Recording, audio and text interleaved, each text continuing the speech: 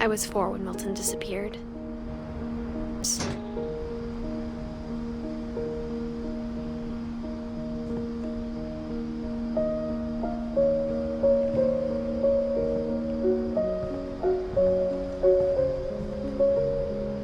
Whatever Milton had found in the house, Mom didn't want it getting out.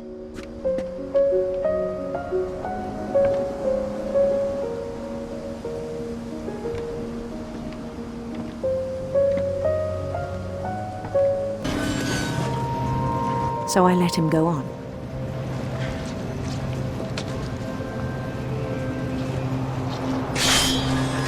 I even encouraged him. It seemed very promising at first. He told me he'd made a new friend.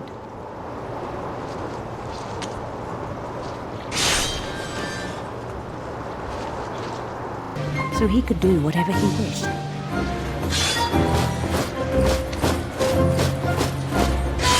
He held an election for mayor. And he won. They begged him to stay, but his mind was already wandering. It became a game for him.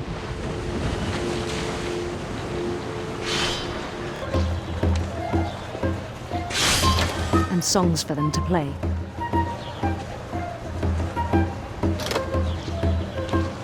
He talked about starting a band.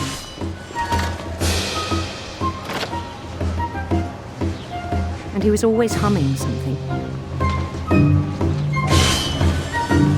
Every day his imagination grew stronger.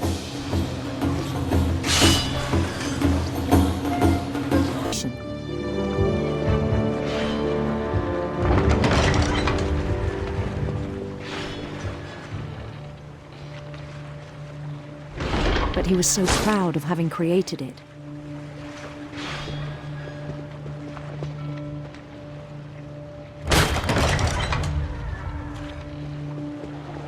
In his own eyes, he'd become something greater than a king, in the steps of a golden palace.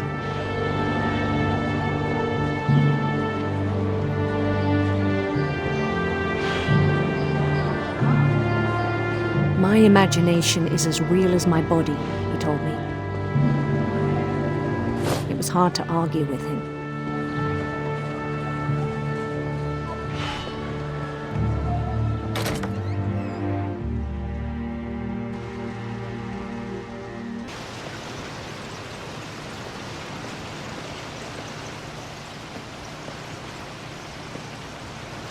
I still thought I could save him.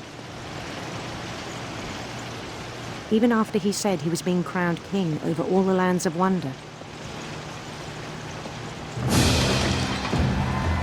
The palace would be packed with his companions.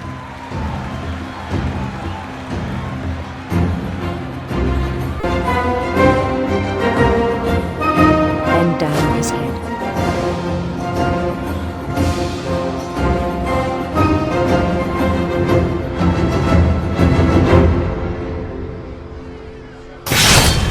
The rest I think you know. Mrs. Finch, your son was a kind man who will be missed by all of us who knew him.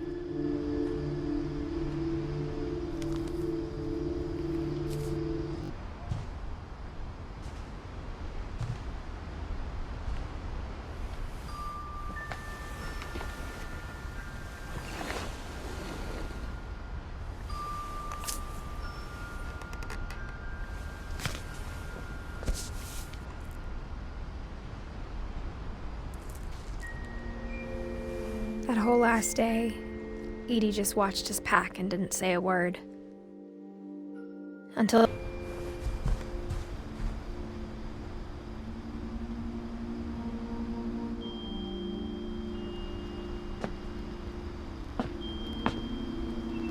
the power had been shut off that morning, but Edie always had plenty of candles. When my mom sealed the library, I don't think she knew about the other entrance. Earthquake out in the middle of the ocean. They called it the lowest tide in 1,000 years. God, it smelled awful. You know, I've seen that house every day of my life.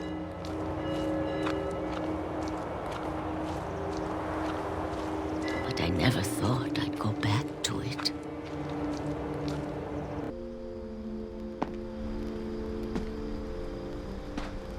We'll have the nursing home send a van for you in the morning, okay?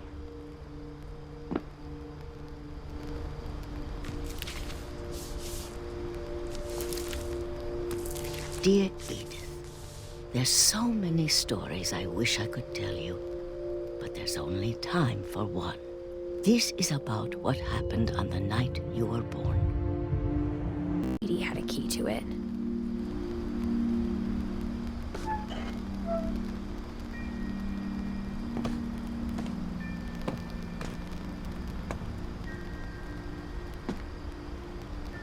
That thing you're afraid of isn't going to end when you leave the house. Edith has a right to know these stories. My children are dead because of your stories!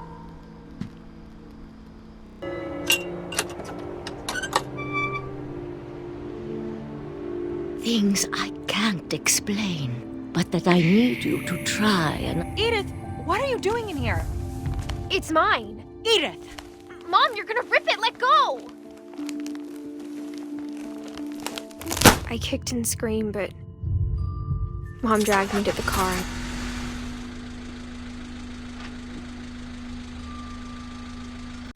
The next morning, the van came to pick her up, but she was already gone.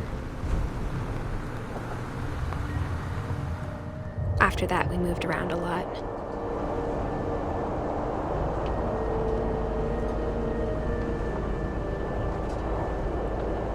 We both tried to make the best of it.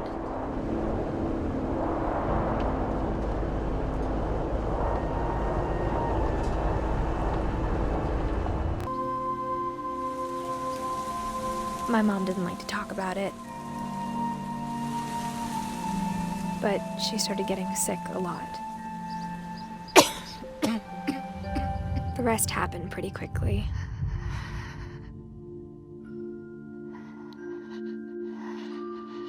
She got better for a while,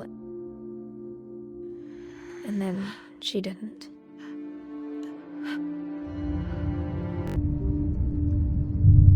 The last Finch left alive.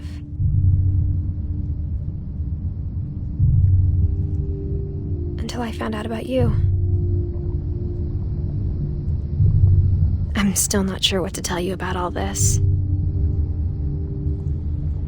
If we lived forever, maybe we'd have time to understand things. But as it is, I think the best we can do is try to open our eyes.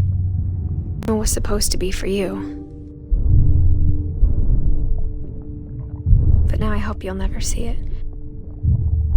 I just want to meet you and tell you all these stories myself. But I guess if you're reading this now, things didn't work out that way.